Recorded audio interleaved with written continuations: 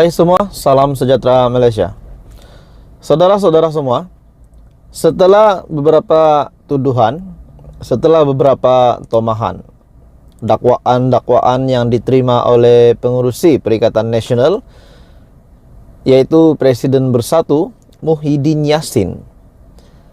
Setelah kita mendengar banyak isu yang dikaitkan dengan nama Presiden Bersatu ini, terutamanya isu dana politik, isu seleweng duit kerajaan, duit rakyat semasa pentadbiran Perikatan Nasional, dan yang terkini akaun Bersatu yang dibekukan telah menjadi satu isu yang paling disebut ramai hari ini.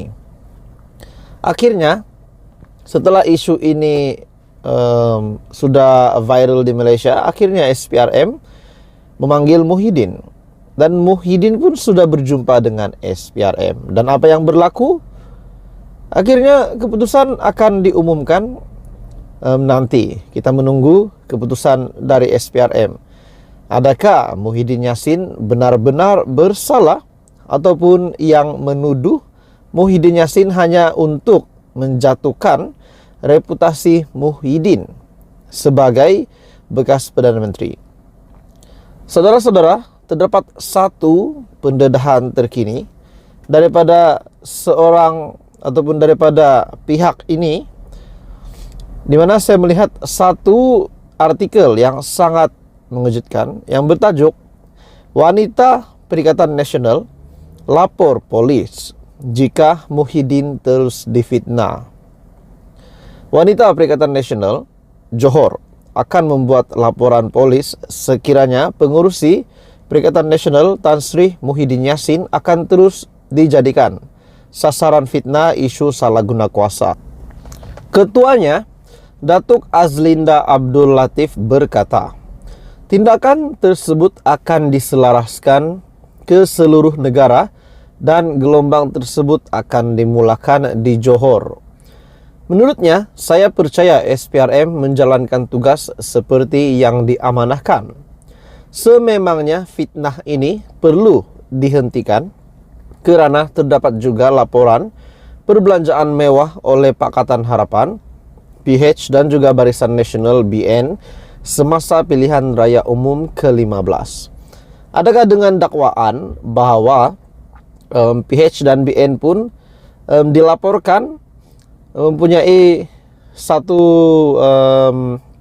mereka juga berkempen dengan perbelanjaan yang begitu mewah sekali menurut kenyataan ini. Laporan tersebut juga telah dihantar ke SPRM pada minggu lepas. Kita harap ada perkembangan terhadap laporan tersebut. Jika hendak siasat, siasatlah ke semua parti politik yang bertanding pada PRU 15, bukan Bersatu sahaja. Oleh itu, sebagai ahli parti, kita merasakan ia tidak adil kepada pucuk pimpinan. Kami tidak teragak-agak untuk membuat laporan polis, katanya, pada sidang akbar wanita PN Johor di bilik gerakan PN. Adakah dengan kenyataan ini, PH dan Barisan Nasional yang juga dilaporkan mewah semasa berkempen, mereka pun akan disiasat seperti mana Bersatu disiasat, Presiden Bersatu disiasat, dan beberapa pemimpin daripada Bersatu yang disiasat? Adakah maksudnya pimpinan PH, Anwar Ibrahim, PKR, Rafizi Ramli, Nurul Izzah, dan semua pemimpin-pemimpin di dalam PH, termasuk juga Mat Sabu, adakah mereka akan disiasat? Dan begitu juga Barisan Nasional UMNO, Zaid Hamidi, Ismail Sabri, Tokmat, Ahmad Maslan. Menurut kenyataan ini bahwa ada satu laporan menunjukkan bahwa PH dan BN pun mewah semasa berkempen. Dan pada akhirnya, saudara-saudara, wanita PN telah bersuara akan melapor polis jika Muhyiddin terus difitnah. Oke, saudara-saudara, apa komen Anda? Teruskan bersama di dalam channel ini. Jangan lupa bantu channel ini dengan menekan butang like, share, dan subscribe. Halo semua, salam sejahtera Malaysia. Akhirnya, setelah beberapa isu yang lepas berkenaan dengan petition yang difailkan di beberapa parlimen, terutamanya Parlimen Marang, dan beberapa parlemen yang lain yang menjadi sebutan ramai. Parlemen Marang, Parlemen Kemaman, Parlemen Kuala Terengganu. Saudara-saudara, setelah petition ini difailkan, sudah pasti ini menjadi satu amaran kepada calon PN dan PAS yang bertanding di parlemen yang disenaraikan. Disebabkan mereka ataupun status mereka sebagai ahli parlemen boleh tergugat sekiranya yang memfailkan petition akan menang. Petition difailkan disebabkan terdapat keraguan ataupun terdapat satu perkara yang dicurigai semasa pilihan raya umum ke-15 diputuskan pemenangnya. Dan pada akhirnya hari ini saudara-saudara, satu keputusan mahkamah yang paling menggemparkan seluruh PAS dan juga sudah pasti menggemparkan Muhyiddin Yassin sebagai pengurusi Perikatan Nasional. Menurut kenyataan ini dari Malaysia Kini, petition pilihan raya Kuala Terengganu, mahkamah mendedahkan telah menolak bantahan awal MP PAS. Oke, saudara-saudara, ini satu isu yang pasti hangat hari ini.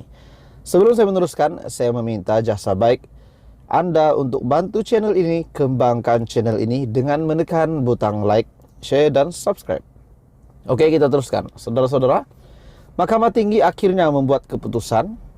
Mahkamah Tinggi di Kuala Terengganu telah menolak bantahan awal Ahli Parlimen Kuala Terengganu Datuk Amzad Hashim terhadap petisi yang difailkan oleh calon Barisan Nasional BN bagi membatalkan kemenangannya pada pilihan raya umum ke-15.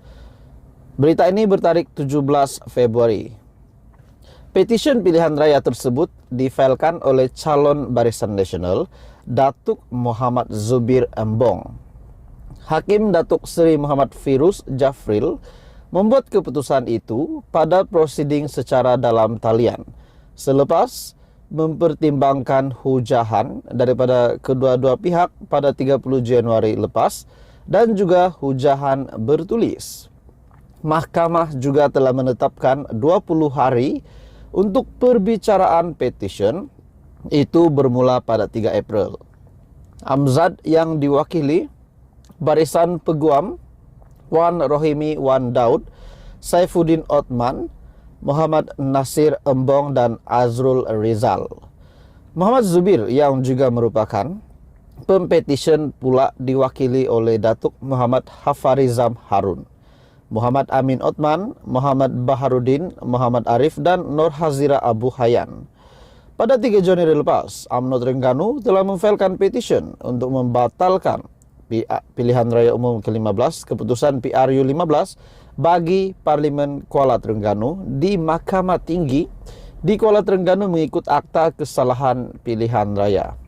Pengurusi UMNO Terengganu Datuk Seri Ahmad Said dilapor berkata, petition itu difailkan antara lain atas dakwaan PAS menyogok pengundi dengan mengagihkan wang bantuan diberikan kerajaan negeri pada 15 hingga 17 November lepas, yaitu beberapa hari sebelum PRU 15.